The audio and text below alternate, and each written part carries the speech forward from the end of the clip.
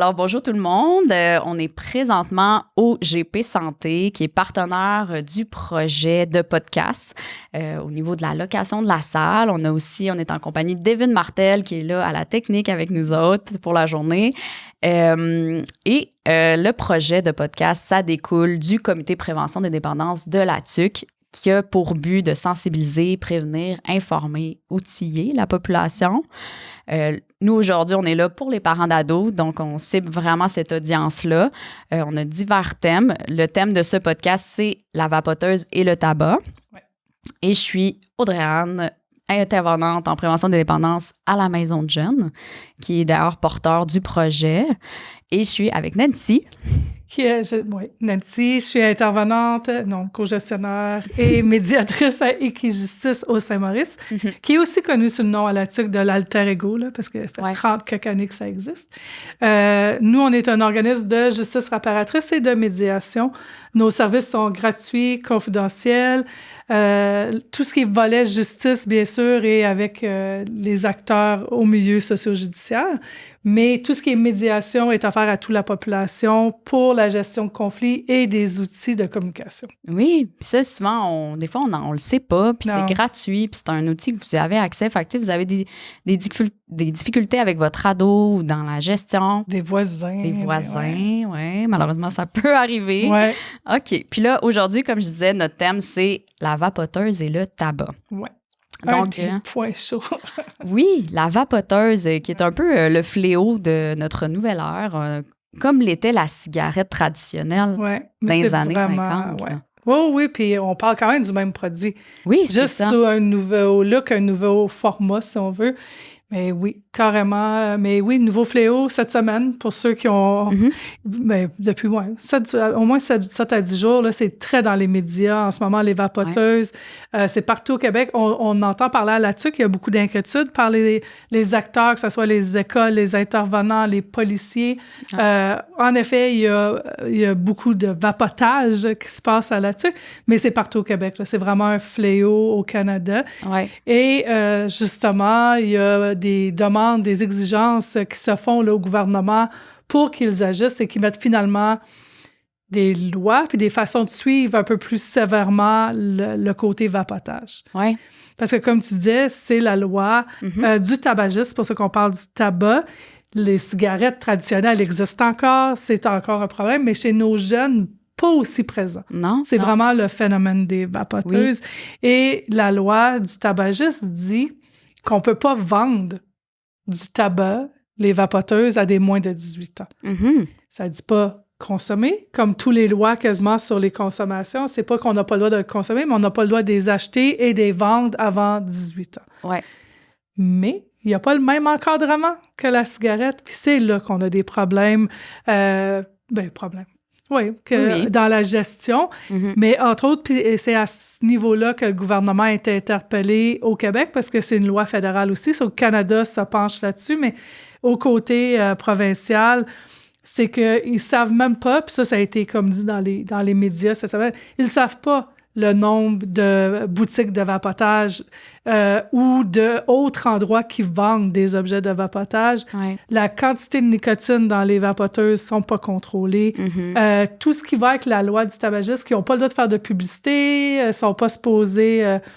ils n'existent pas, là. Ils sont comme dans un petit néant de loi, puis oui, ils en profitent. C'est ça. Ils en profitent beaucoup plus que qu'est-ce que les cigarettes peuvent faire, là, parce qu'on le sait, hein, les lois avec les années sur la cigarette traditionnelle ou le tabac traditionnel a passé en travers de changements de loi et maintenant, ils n'ont pas le droit d'être visibles dans les lieux. C'est plus partout qu'ils peuvent vendre le tabac comme dans nos jeunesses où c'était vendu pharmacie, dépanneur. Maintenant, ça doit... Un pharmacie ne les vend plus du tout. Puis, c'est quelque chose de contradictoire. Hein, oui, c'est ça. Mais oui. Avec les quand années, on entend ça, qu'on fumait dans les hôpitaux, ça nous dépasse. Mais c'est que les recherches n'étaient pas aussi connues, puis je pense que c'est ça. Parlons le gros portrait était marketing aussi. Tu sais, si on recule un peu, là, justement, on repart de la cigarette traditionnelle. On se souvient, c'était cool, il y avait des publicités... c'était quasi bon pour la santé, je pense. Oui, c'était la façon de relaxer. Ils payaient les acteurs, pour parler heureux de... et en santé, pour finalement se rendre compte que très dommageable. Oui, qui est comme un des produits qui coûte le plus cher à l'État côté santé partout dans le monde. C'est le tabac, qui n'était pas connu. Quand ça a été connu, ils ont dû modifier les lois, mais les gens étaient déjà rendus dépendants, les fumeurs étaient comme habitués. Donc, ils ont commencé à changer les lois. Et oui, il y a eu 18 ans et plus, dépendamment des provinces aussi, parce que l'Ontario, c'est 19 ans. Ça, faut quand même s'informer. Mais puis là, justement, les endroits qui avaient le droit de le vendre ont diminué. Ils ont commencé à gérer... ils ont commencé par les publicités de dire, on va dire à quel point c'est néfaste.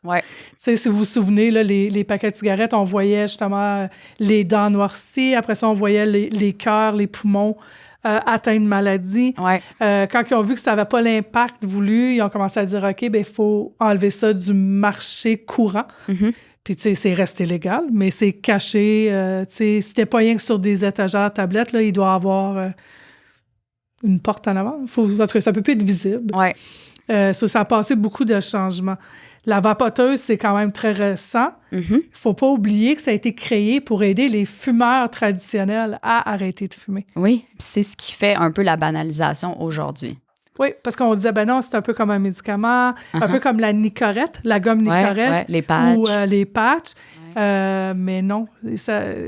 Oui, à l'origine, ça a été créé pour ça.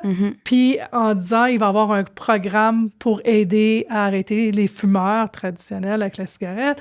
Ceux qui l'ont utilisé comme ça, en effet, il y en a gros qui ont diminué leur consommation. Il y en a qui ont arrêté comme ça.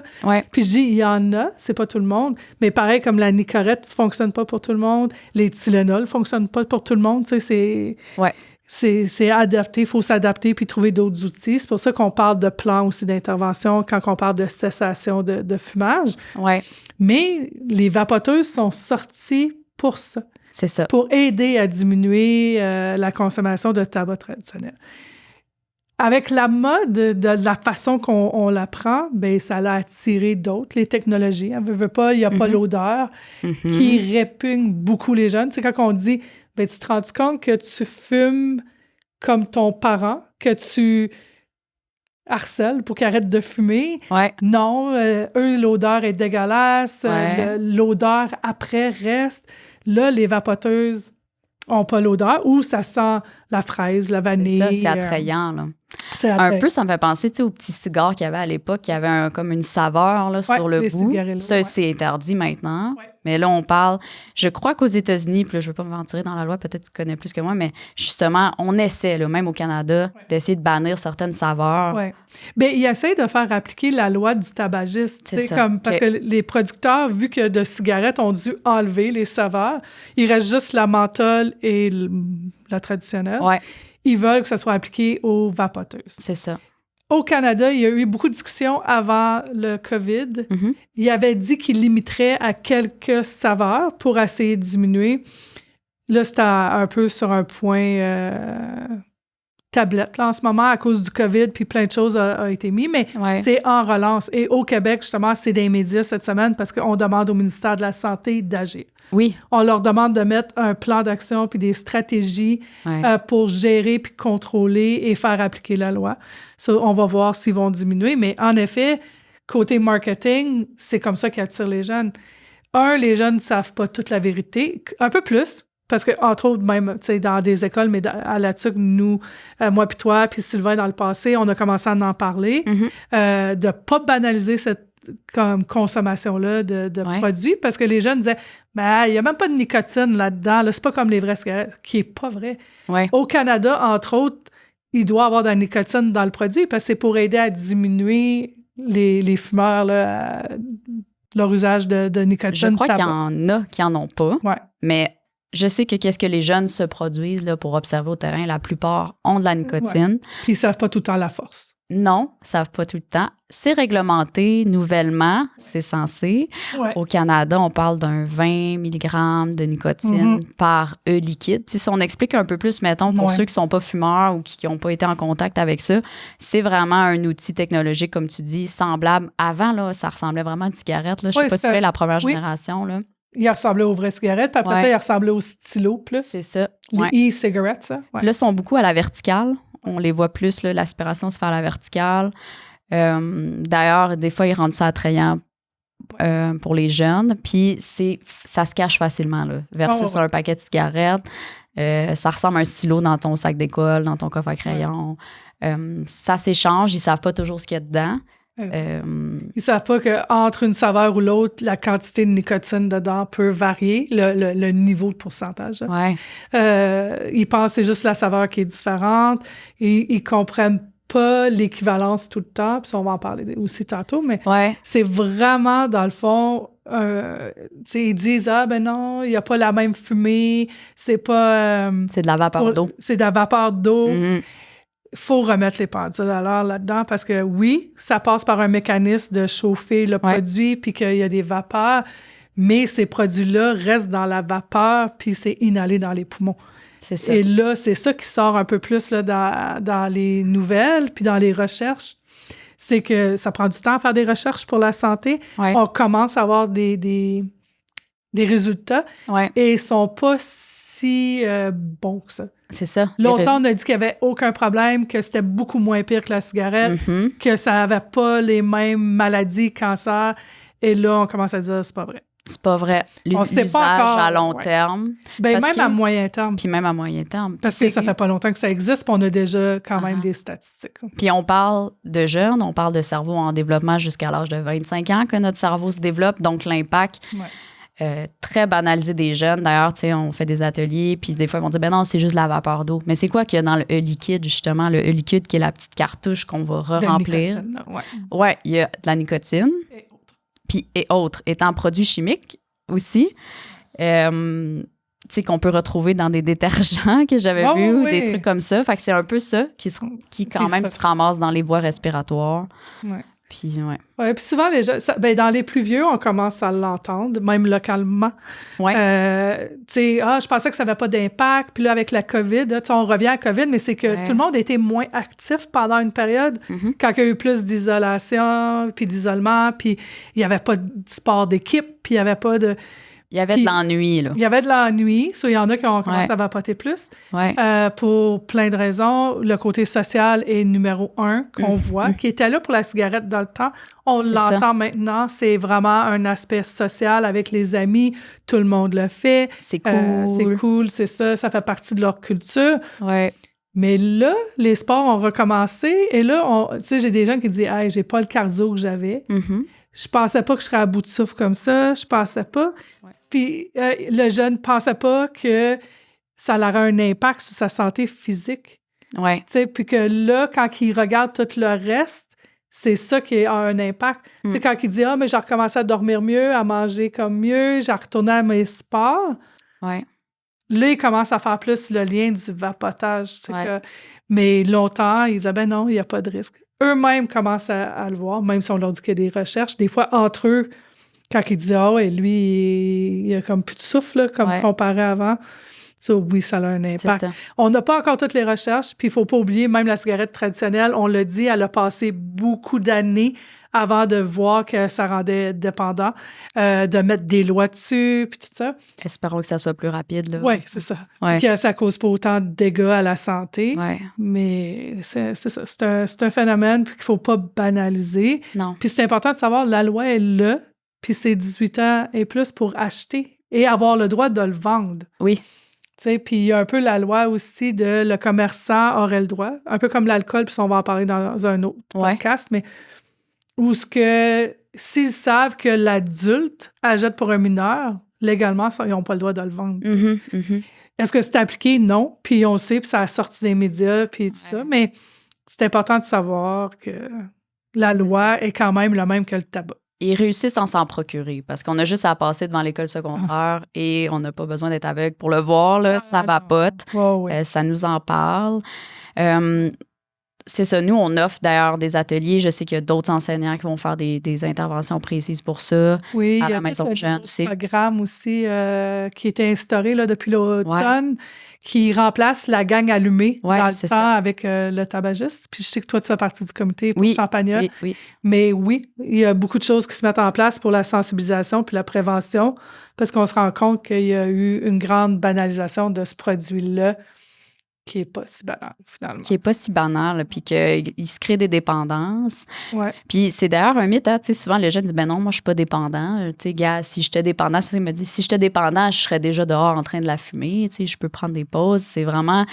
Il se rend pas compte que ça s'installe tranquillement. Oui. Puis jusqu'à temps qu'ils veulent arrêter. C'est ça. Comme tous les dépendances, souvent. Exact, ouais. C'est que, non, tu sais, puis les meilleurs exemples, des fois, qu'on utilise, c'est ceux qui fumaient la cigarette. Moi, j'en connais une couple qui m'en parle, puis qui dit, moi, je fumais la cigarette, j'ai réussi à arrêter la cigarette par le vapotage, puis là, je suis plus capable d'arrêter le vapotage. Mm-hmm. Puis là, quand elle en a parlé à son médecin ou à des intervenants, elle fume plus l'équivalent de cigarette qu'elle fumait même dans le temps qu'elle fumait la cigarette traditionnelle. Parce que le vapotage, il est facile. Comme qu'on dit, il n'y a pas l'odeur.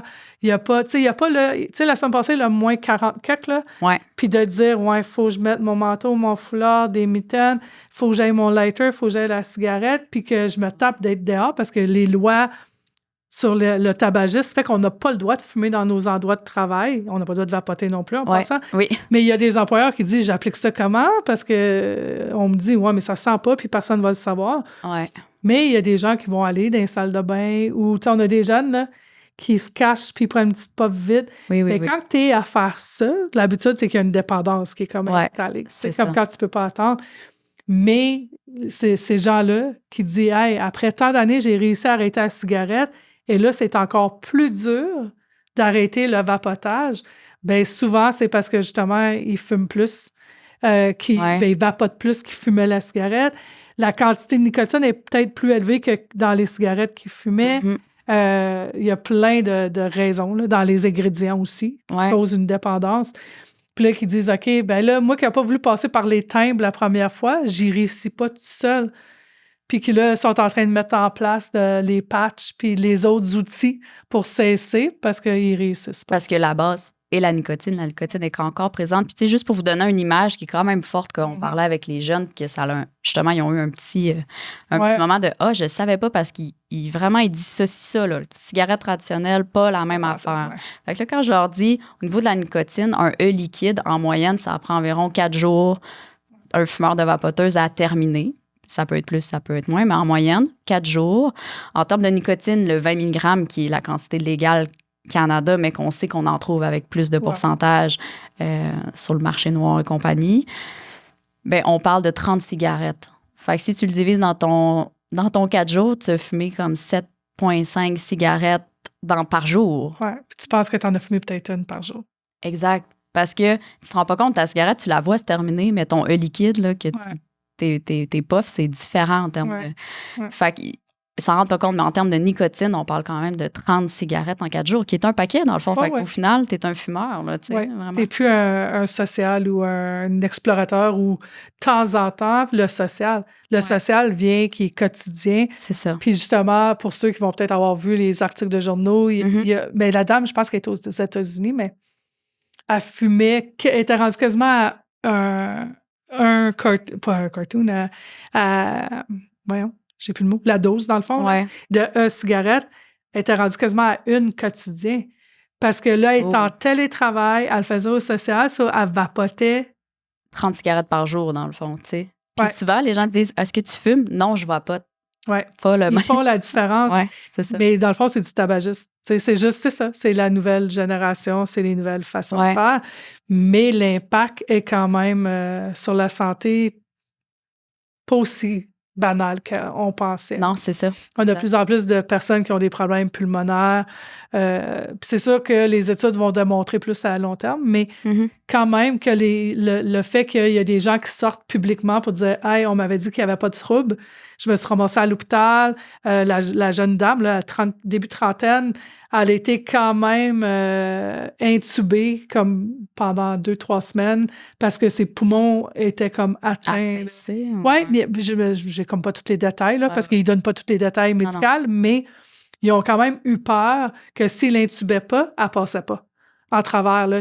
La famille a été avisée, si on n'intube pas, puis je pense même semi-coma, on pourra pas faire tous les tests, puis les poumons réussissent pas. Là. C'est ça. Puis c'est ça qu'elle dénonçait, elle avait pas eu tout. Puis là, c'est aux États, des fois, les pourcentages sont différents, mais ils bougent. Là. Tout le monde est comme en questionnement. Là. Parce que c'est un phénomène comme récent, c'est ça. Puis des lois, ça prend du temps, des projets de loi. On sait comment ça marche, la politique. C'est un peu complexe, mais au moins, il y a des choses qui sont mises en place, ça bouge. Souvent aussi, le mythe qu'on va avoir, un jeune va me dire... Ouais, mais quand je fume ça, ça me calme. Ça calme mon anxiété. Puis on sait que l'anxiété, c'est le problème de l'heure aussi. Fait que là, ça, on a à démystifier ça. Tu sais, comment t'expliquerais ça à un jeune, mettons, qui dit ça? Bien, souvent, puis tu le dis, puis je n'en parlais hier, puis je trouve ça drôle parce que c'est le même argument que nos fumeurs traditionnels. Ils savent pas. Mais souvent, puis c'est comme un peu ironique et double message, c'est qu'ils disent « ça me calme ». Mais dans les faits, c'est que la nicotine, c'est un stimulant. Elle stimule le cœur, puis elle stimule la respiration, puis elle fait que tout va un peu plus vite, puis que ça... Et donc, pourquoi qu'on a moins de souffle, puis tout ça. Oui, on croit, parce qu'on prend le temps de vapoter ou de fumer, de respirer, mais c'est ça qui nous déstresse un peu. Là. C'est pas vrai que c'est la nicotine ou c'est pas la substance. C'est pas la substance parce qu'elle a un effet. C'est l'habitude. Oui. Puis c'est l'habitude qu'on se permet ce break-là. Tu sais, comme, puis tu sais, des fois on parle, puis on est comme, ben, vas-y. Tu sais, des fois on va aller avec des fumeurs, justement. Nous, on fume pas, mais ça nous donne ce break-là. Oui. Ben, c'est ça. Mais la nicotine, en plus, pour le corps, là, elle augmente l'anxiété. Elle augmente un peu les productions là, reliées à tout ce qui est stress et tout ça. Ouais. C'est un double message, mais on l'entendait avec les fumeurs aussi traditionnels. C'est ça qui est avec les jeunes, c'est souvent de dire « je comprends », puis ça a cet effet-là parce que, justement, tu prends le temps de prendre ta pause et de plus penser à qu'est-ce qui te stressait. Exemple, disons qu'il était à l'école, qu'il y a un examen, mais le fait de sortir du lieu, d'aller avec ses amis socialiser, puis vapoter, fait que le corps va se calmer, mais c'est le fait qu'il passe à autre chose, qu'il change les idées. Tu peux le faire autrement. Ouais. Mais des fois, de nommer les faits, puis comme on fait, puis comme tu dis, les jeunes font un saut un peu quand on leur donne des faits, parce que ça n'a pas été publicisé. La publicité qu'ils font, c'est des odeurs, le look, mais ils disent pas les faits. Puis c'est aussi que les études sont pas là. Ouais. Mais ils savaient même pas, la majorité ne savent pas que ça a été créé pour être un outil pour cesser de fumer. Puis quand on a vu qu'il y avait un attrait, parce qu'il n'y a plus la même odeur, puis tout, on a commencé à cibler plus jeune. C'est ça. Un peu comme les boissons énergisantes qu'on a vues. Puis que ça s'est vite éteint, heureusement, ça s'est réglementé assez rapidement. Oui, c'est ça. Les dommages étaient plus évidents. Je pense que là, on parle... Oui, parce que l'excitation puis la stimulation. Puis il y a eu quand même une couple de jeunes qui ont eu des problèmes d'anxiété aiguë. Puis tout a été dénoncé par l'ordre des médecins rapidement. C'est ça. Là, on n'est pas autant. Là, c'est vraiment vicieux. C'est ça, c'est vraiment ça. Oui. Puis...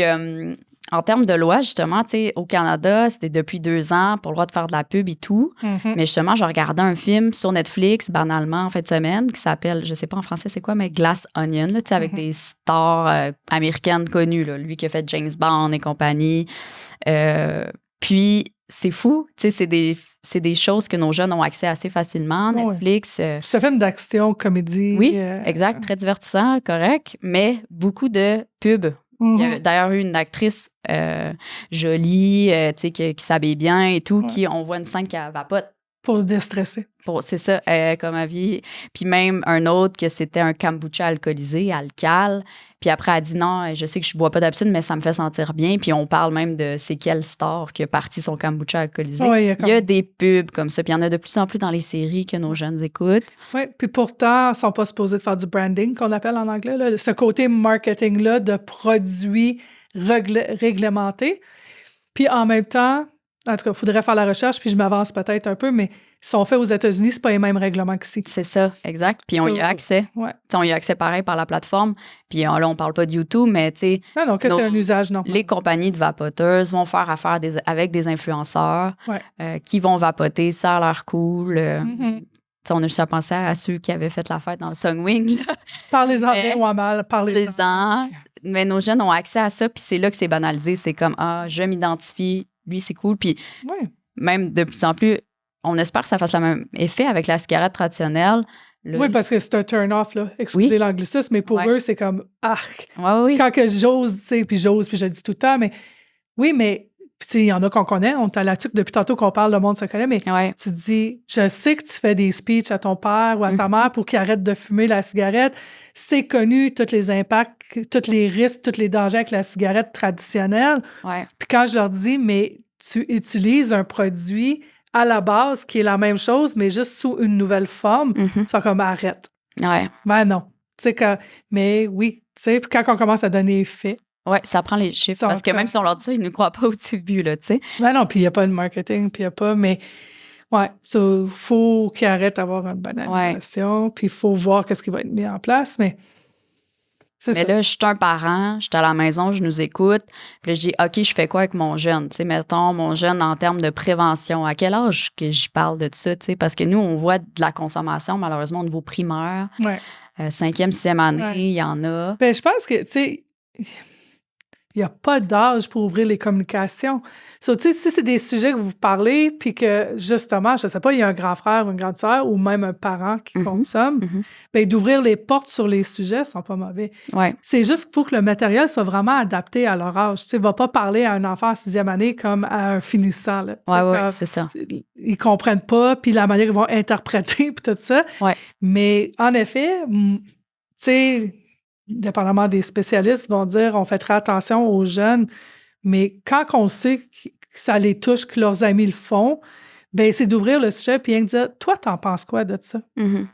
Tu sais, comme est-ce que tu trouves ça correct? Tu trouves-tu qu'il y a des dangers? Sans aller dans je vais te faire tout un cours historique du tabac.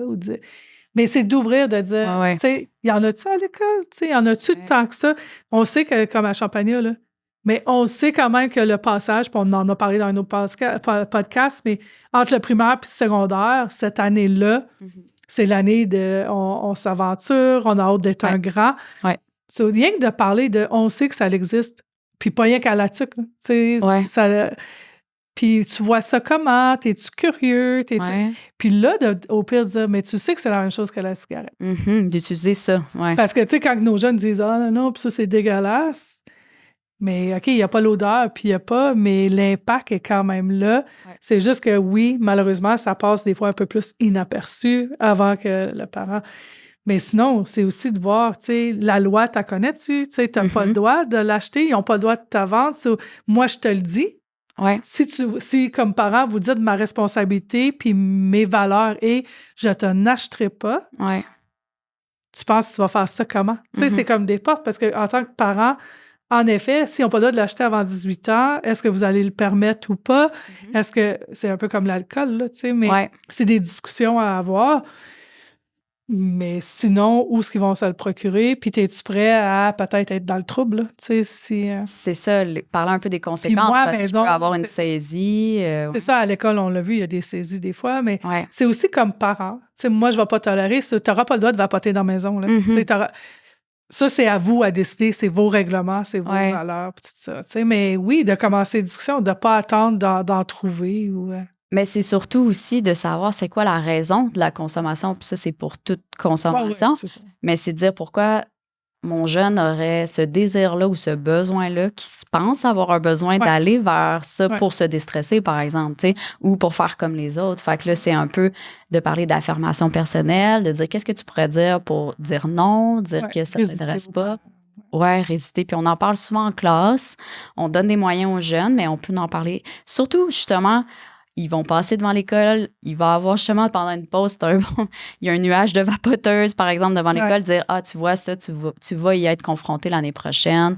Comment tu vois ça? Ça, c'est une bonne idée. » Oui, c'est de prendre les quotidiens, tu sais, quand justement on croise ou, tu sais, justement, quand ils font des commentaires sur du monde qui fait, tu sais, même, c'est vrai que c'est plus rare. Tu sais, la consommation de cigarettes traditionnelles a beaucoup baissé au pays. Ouais. Mais tu sais, quand on est confronté à ça, tu sais, quand on en parle, on sent pas qu'elle a fumé, puis tout d'un coup, tu sais. Oui. Ouais, tu ça nous surprend. Puis la senteur fait comme, oh my God, ça existe encore des fois, là. Oui, oui. Mais eux aussi, tu sais, puis dire, mais tu vas faire quoi? Puis, tu sais, si la loi, s'il n'y a plus de saveur, puis qu'il n'y a plus, tu sais, ça va être quoi la différence de l'attrait, tu sais? Mais c'est d'ouvrir les discussions, tu sais, justement, si vous voyez un film ou une série qui écoute, puis que c'est ça, il y a comme un peu de marketing là-dedans, puis de promo, bien, vous en pensez quoi? Parce que quand on en revient à ceux qui fument, ils disent encore, quand on l'a dit tantôt, ils disent wesh. Oui, c'est ça. Mais il y a encore des films où que les acteurs fument la vraie cigarette, là. Tu sais, c'est pas tout passé au vapotage. Là. Non, c'est ça. C'est ça. C'est d'ouvrir les discussions, mais de déjà annoncer un peu qu'est-ce que vous allez accepter, pas accepter. Ouais. Ça, c'est dans toutes les consommations. Puis, tu sais, là, on parle de vapoteuse, ça pourrait être la caféine. Ouais. Parce qu'à un moment donné, les parents disaient, hey, je savais même pas que mon enfant prenait autant de caféine quand on en parle. Mais par les boissons gazeuses, le monde ne savent pas, mais il y a des chocolats à la base cacao a quand même une caféine. Ouais. Le thé, il y en a gros qui disent, j'aime mieux le thé, mais les thés ont les théines, c'est la même famille d'excitants. Pas toutes les thés, il y a les tisanes, puis les thés verts, puis... Ouais. Mais tu sais, rien que d'être là, mais c'est les mêmes principes. Vous voulez pas que votre jeune commence à avoir du café en 6e année. Pourquoi? Bien, parlez-en. C'est quoi? Puis on sait que la caféine, la nicotine a aussi un impact sur la croissance d'un jeune. Ça va vraiment comme nuire à la croissance du jeune aussi, tu sais, avec d'autres facteurs, là. Mais c'est des fois de leur dire ça, tu sais. Moi, j'ai déjà un jeune qui me dit, moi, mon père, quand il m'a dit ça, là, j'ai comme dit, OK, no way, parce que je veux être plus grand que lui dans la vie. Là, OK. Là, c'est bon, ça? Oui, mais il y a aussi un côté génétique. Oui, c'est ça. On peut pas... regarder, tu sais, mais c'est ça. Mais là, on parle de prévention, mais mettons, moi, je découvre une vapoteuse dans le sac à dos de mon jeune, tu sais. Là, on est plus en prévention, je découvre qu'il consomme probablement, là. Il peut bien me dire que c'est à son ami, là, mais... ouais, c'est quand les maisons sont plus sévères d'un à l'autre. Oui, c'est ça. Ça arrive, mais il y a quand même question à avoir. Qu'est-ce que tu conseillerais à un parent, mettons, qui vit ça? Préparer la discussion. Réagissez pas sur le coup, parce que ça soit la vapoteuse ou du pot ou de l'alcool, tu sais, comme... Ça amène une réaction aux parents qui est normale. Puis pensez à votre jeunesse, puis à votre adolescence. On a tous passé par une curiosité, mais préparez la discussion justement pour ne pas être en réaction. Puis préparez-vous à entendre. Puis ça se peut qu'il va vous dire « Ah, non, justement, puis ça peut être vrai, là. Ben oui, on est une couple, puis on a la même vape pour 4 personnes. Ouais. Puis là, c'est moi qui l'ai, mais je suis pas toute seule qui fume la quantité. Tu sais, c'est vrai. Il y a des jeunes qui nous l'admettent, au prix que ça se vend. Quand c'est pas le parent qui accepte de leur acheter, ben ils se mettent plus qu'un dessus, la vapoteuse. D'ouvrir la discussion, mais aussi de questionner, encore une fois, le pourquoi. C'est ça. C'est pour ça que j'ai préparé la discussion. D'aller moins dans une approche, peut-être, là, ça nous met en colère sur le coup. C'est pas le bon moment de parler d'un peu, parce que c'est sûr, il va se braquer, puis il risque de pas s'ouvrir si on est en mode très défensif. Dire... Déjà, il va dire, là, il veut rien me parler, faire un speech, puis il n'est pas content, puis il n'écoutera pas. Oui, c'est ça. C'est pareil comme nous, on n'est pas dans l'état d'entendre comme il faut, puis d'écouter qu'est-ce qu'ils ont à dire. Oui. On tombe encore dans la communication non violente. On va en parler dans tous les podcasts. Mais c'est d'y aller, encore une fois, par une observation. Tu sais, j'observe qu'il y a une vapoteuse dans ton sac. Ça m'inquiète.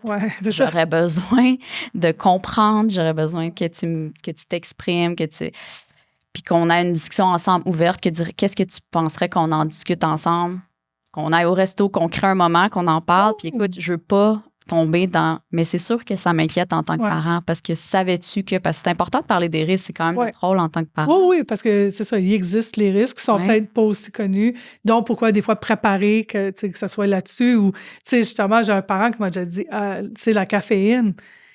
Je ne savais pas qu'il y en avait dans autant de produits. Comment... Mais je dis, mais parlez-en de ça. Vous ne le saviez même pas vous-même.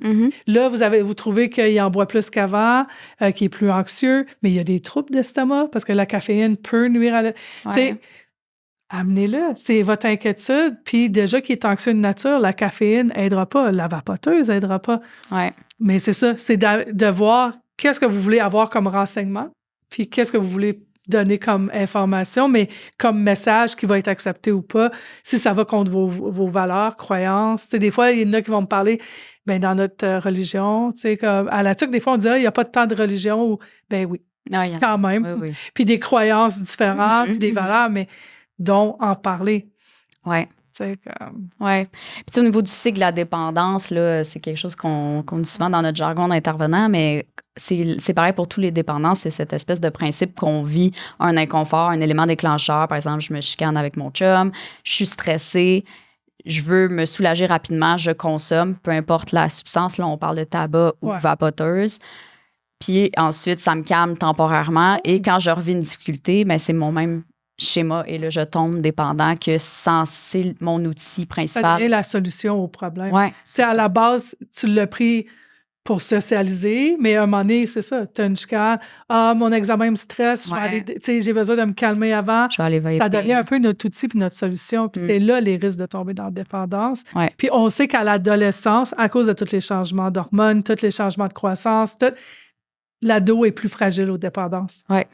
Puis là, si là-dedans, c'est un des facteurs. Si on regarde si génétiquement, il y a des facteurs de risque de dépendance, là, il y a une deuxième prise, puis tu sais. Oui. Ce que je suggérais, c'est une idée de cycle de la dépendance au Google. Il y a beaucoup d'images, de ça très clair, imagées pour montrer à votre jeune un peu où qu'il en est. Puis ensuite, dans les images, il y a une flèche qui dit, au lieu de prendre ma vapoteuse dans cet exemple-ci, quelle autre solution je peux prendre? T'sais, pour me sortir du cercle, quelle autre solution? Qu'est-ce que t'aimes, toi, que ce soit le sport, les arts, parler à un ami, parler...